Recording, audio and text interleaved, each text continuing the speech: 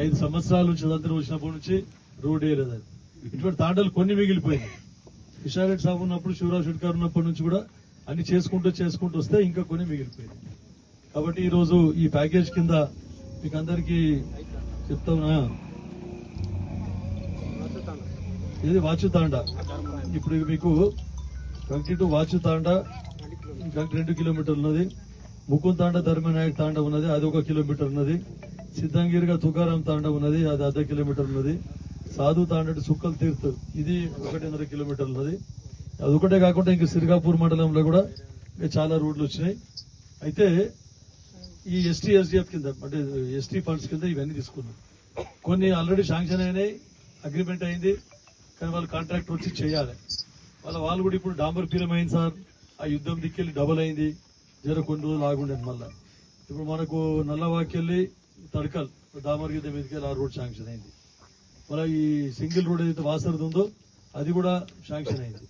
మళ్ళా వాసర్కి వెళ్ళి కరసగుత్తి ఎరక్పల్లి అది కూడా శాంక్షన్ అయింది. మళ్ళీ అందుకే ఇంకా కొన్ని రోడ్లు ఉన్నాయి. మనకు బాబ్ పటేల్ సార్ మా రోడ్ పెట్టుండే అంటున్నాడు, ఆల్రెడీ పెట్టాము. అయితే దానికి అక్కడ కనెక్టివిటీ ఇద్దాం, ఆ హైవేకి వెళ్ళి హైవేకి అని చెప్పేసి దానికి పెద్ద రోడ్డుగా ఏర్పాటు చేద్దామని లక్ష్మీకాంతారావుతో కూడా మాట్లాడినాం. మంచిగా ఉంటుంది సార్, మీకు మాకు లింక్ ఉంటుంది అని చెప్పేసి. ఇప్పుడు కౌలాసనాలో నీళ్ళు ఎట్టేది ఇద్దరం వెళ్ళి తీసుకొద్దామని చెప్తున్నాం అట్లా. కాబట్టి ఇంకా కొన్ని రోడ్లు మిగిలిపోయినాయి. గన్పూర్ రోడ్ కూడా వాళ్ళది, గన్పూర్ రోడ్ కూడా శాంక్షన్ అయింది. ఎవరు కాంట్రాక్టర్స్ ముందుకు వస్తలేదు, వాళ్ళది కూడా చాలా రోజులు మళ్ళీ శాంక్షన్ అయింది. కాబట్టి ఇటువంటి అన్ని కొన్ని ఇబ్బందుల వల్ల, ఎందుకంటే పైసలు వస్తలేవు, బిల్లులు రాకొచ్చినాయి. బిల్లులు ఎందుకు రాకొచ్చినాయి? మొత్తం వాళ్ళకి అప్పుడు 8 లక్షల కోట్ల బాకీ చేసిపోయారు. ఇక మంది అంటున్నారు ఇంకా 2 ఏళ్ళ మీరు గెలిచి ఇంకా అదే చెప్తున్నారు. చెప్పకపోతే సంసారం జల్ది శుద్ధి కావాలని అడగలేదు. మళ్ళా ఆర్టీసీలు మళ్ళా సమ్మె, ఆర్టీసీలకు సమ్మె. నేను వివేక్ వెంకటస్వామి వచ్చి ఉండే, నేను వద్దన్న, నేను ఫిట్మెంట్ బెనిఫిట్ ఇక వాడు చచ్చిపోగానే ముఖ్యమంత్రి కూడా జరా పోన్ అన్నాడు. ముఖ్యమంత్రి కూడా గట్టిగా ఉండే ముందు, కానీ ఒకటి చనిపోగానే పాపం అందరు చనిపోతున్నారు కదా, సోనియా గాంధీ తెలంగాణ ఇచ్చింది, మనం ఈ ఫిట్మెంట్ ఇస్తే ఏమైతుందని చెప్పేసి 11% ఫిట్మెంట్ పెట్టి ఆర్టీసీ మళ్ళీ రెగ్యులరైజ్ చేస్తాం, వాళ్ళందరికీ గవర్నమెంట్ లో తీసుకుంటాం. కేసీఆర్ ఏమో ఆర్టీసీ మొత్తం పని చేస్తాం, నకరాలు చేయకూడదు, లాఠీ చార్జ్ చేసి 56-90 రోజులు సమ్మె చేస్తే కూడా వాళ్ళను కనీసం చర్చలకు పిలవలేదు. మన ప్రభుత్వం ఏమో చర్చలకు పిలిచి ఇప్పుడు గవర్నమెంట్ మీద 3-4 వేల కోట్ల భారం, సన్న బియ్యంతోనే అది 4 వేల కోట్ల భారం. ఇన్ని కొత్త కార్యక్రమాలు చేసుకుంటూనే పోతుంది.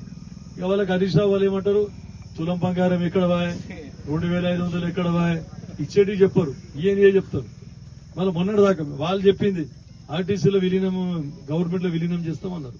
వాళ్ళ గవర్నమెంట్ 1.5 సార్లు ఉండే చెప్పినాక, 1.5 సార్లు ఉంటే కూడా మళ్ళా వాళ్ళు విలీనం చేయలేదు, దాని గురించి పట్టించుకోలేదు. ఇప్పుడు కరెంట్ వాళ్ళకు కూడా వాళ్ళు అన్ని రెగ్యులరైజ్ చేసిండ్రు, వాళ్ళకి అవి ఇస్తామని చెప్పారు, ఒక్కడి కూడా ఇవ్వలేదు. మళ్ళీ ఇప్పుడు మన గవర్నమెంట్ వచ్చినాక స్ట్రైక్ చేస్తే మళ్ళీ మనం ఇచ్చాం. పైసలు లేకున్నా ఖాళీ మాటలు చెప్తారు, పోతారు. మళ్ళీ ఇప్పుడు రిటైర్మెంట్ బెనిఫిట్ అయిన వాళ్ళకు, ఎవరైతే రిటైర్ అవుతారో వాళ్ళకి పైసలు వస్తలేవు. ఎందుకు వస్తలేవు అంటే అప్పుడు ఇచ్చాడు వీళ్ళకి అందరికి 58 ఏళ్ళకి రిటైర్మెంట్.